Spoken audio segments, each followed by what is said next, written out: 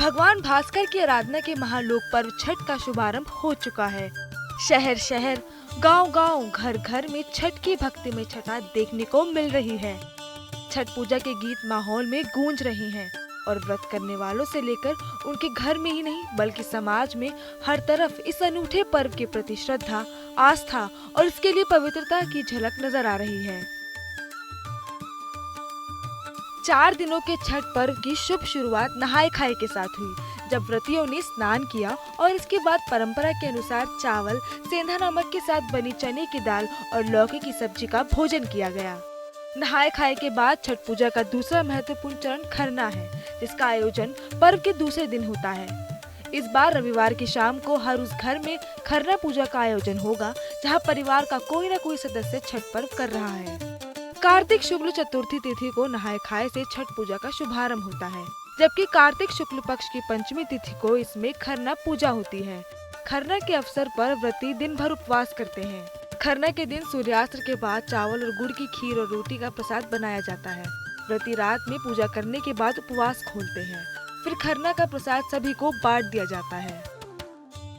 व्रती ही पकाती हैं और फिर संध्या में स्नान करके और फिर पूजा घर में जहाँ भी पूजा होनी होती है वहाँ जितने भी वो डालियाँ होती हैं जो मनौती है जिनके यहाँ जितनी भी उतने नैवेद्य लगते हैं। उसमें खीर और पूरी, केला, पान, सुपारी और दीप जला के फूल चढ़ा के फिर बिल्कुल मौन रह के सभी लोग प्रणाम करते हैं। फिर व्रती उसी रूम में बैठी रहती हैं और उनका एक अलग से नैवेद्य रहता है जिसमें यही जो प्रसाद चढ़ता है वही होता है और वो घर बंद करके जो भी ग्रहण करना चाहे वो कर लेती हैं। फिर उसके बाद वो दरवाज़ा खुलता है, फिर सारे घर के जो परिवार के सदस्य हैं प्रणाम करते हैं और फिर वो प्रसाद वितरण होता है सबका।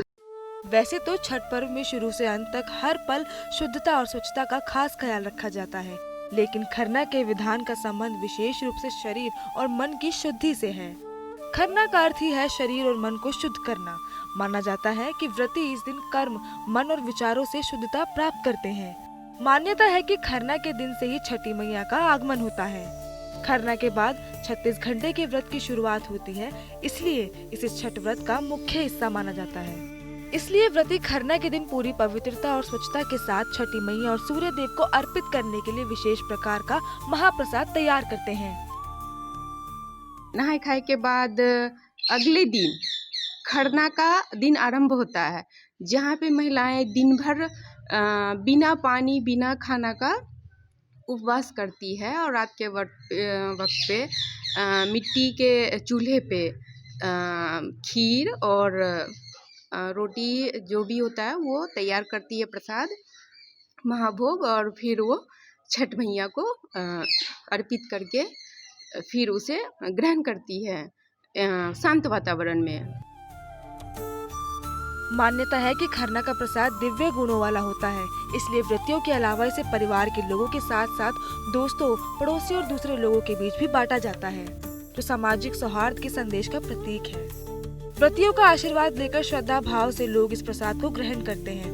अब आपको बता दें, छठ पर्व पर खरना के बाद व्रत की क्या परंपरा है और क्या विधान है, तो जान लीजिए कि खरना के बाद छठ का 36 घंटे का निर्जला व्रत शुरू हो जाता है। छठ पूजा का तीसरा दिन काफी खास माना जाता है। तीसरे दिन डूबते हुए सूर्य की आराधना की जाती है। छठ पर्व में तीसरे दिन डूबते हुए सूर्य को पहला अर्घ दिया जाता है।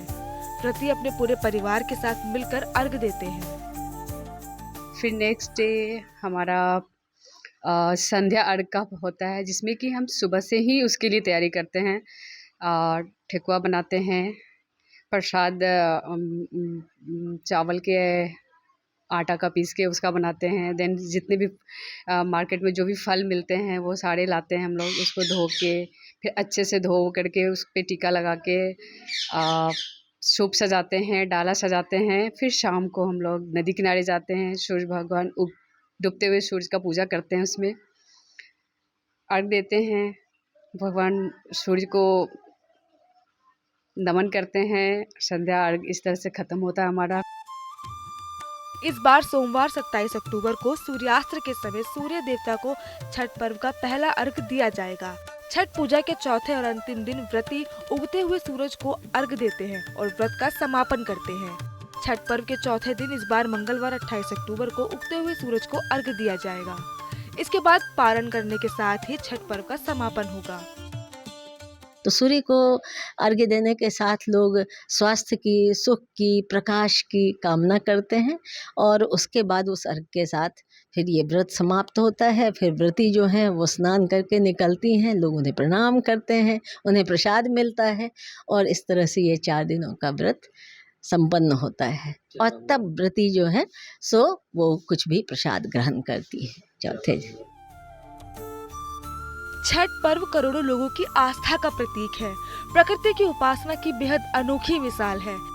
छठ व्रत के लिए अर्घ्य के विधान में अभी समय है, लेकिन नदियों और जलाशयों के किनारे इस पूजा के लिए बनाए गए घाटों पर तैयारियों को लेकर चहल पहल बढ़ गई है। हर और इस त्योहार के उल्लास के रंग बिखरे हैं। लोक परंपरा की इस मिठास के बीच तमाम लोग पर्व मनाने के लिए जुटे हुए हैं। सहरसा से धीरज कुमार सिंह के साथ bureau report, good news today.